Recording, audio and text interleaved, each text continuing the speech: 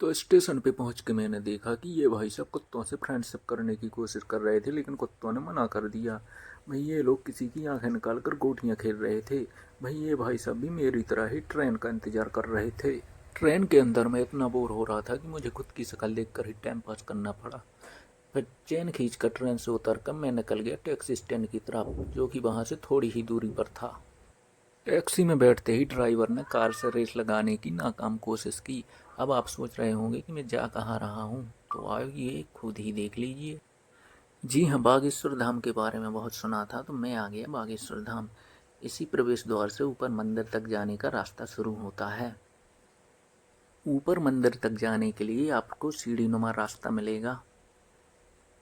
वहीं रास्ते में ए भाई साहब सबका रास्ता रोककर धरने पर खड़े थे। फिर हनुमान जी के दर्शन करने के बाद गाय माता को प्रसाद खिलाकर मैं निकल गया दिव्य दरबार की तरफ।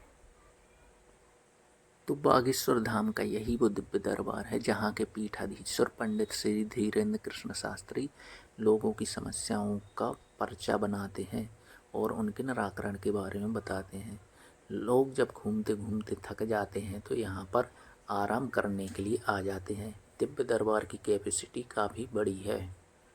वहीं मुझे पीली तौलिया वाला इंसान दिखाई दिया जो किसी लेडीज का पल्स मारकर खड़ा था। फिर अपनी गलती का एहसास होने पर इसने हनुमान जी से माफ़ी मांगी। फिर बागेश्वर धाम को प्रणाम करके मैं निकल गया खजुराहो की तरफ, जो कि वहां से थोड़ी ही दूरी पर था। खजुराहो पहुंचते ही सबसे पहले मैं गया मतंगेश्वर महादेव मंदिर। मतंगेश्वर महादेव मंदिर में मध्य प्रदेश का दूसरा सबसे बड़ा शिवलिंग स्थित है। मध्य प्रदेश का सबसे बड़ा शिवलिंग भोजपुर भोपाल मंदिर का है। फिर मैं गया वर्ल्ड हेरिटेज साइट खजुराहो, जिसे यूनेस्को द्वारा 1986 में विश्व विरासत स्थल घोषित किया गया था। खजुराहो के मंदिरों का निर्माण चंदेल शासकों ने 9वीं से 12वीं शताब्दी के मध्य करवाया।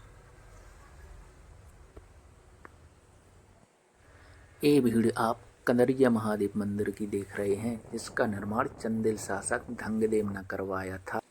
खजुराहो में पहले 85 मंदिर हुआ करते थे जो 20 वर्ग किलोमीटर क्षेत्र में फैले थे, लेकिन वर्तमान में सिर्फ 25 मंदिर ही बचे हैं जो 6 वर्ग किलोमीटर क्षेत्र में फैले हैं।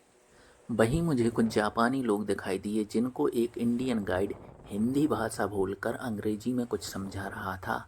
हालांकि समझ दोनों ही को कुछ नहीं आया, ना तो मुझे और ना ही जापानियों को। वहीं आसमान में मुझे एक खुफिया पंछी उड़ता हुआ दिखाई दिया जो काफ़ी देर से मुझ पर नज़र बनाए हुए था। फिर मैं गया बराह मंदिर, जिसमें भगवान विष्णु ने बराह अवतार के रूप में सूअर का रूप धारण किया था। ऐसा माना जाता है कि बराह रूप की परिक्रमा कर लेने पर हिंदू देवी देवताओं के समस्त 33 करोड़ देवताओं की परिक्रमा हो जाती है, तो मैंने कर ली। फिर काफ़ी देर तक घूमने के बाद मैंने मारा एग्जिट का रास्ता। फिर टैक्सी पकड़कर मैं गया स्टेशन और फिर स्टेशन से आया मैं घर। धन्यवाद।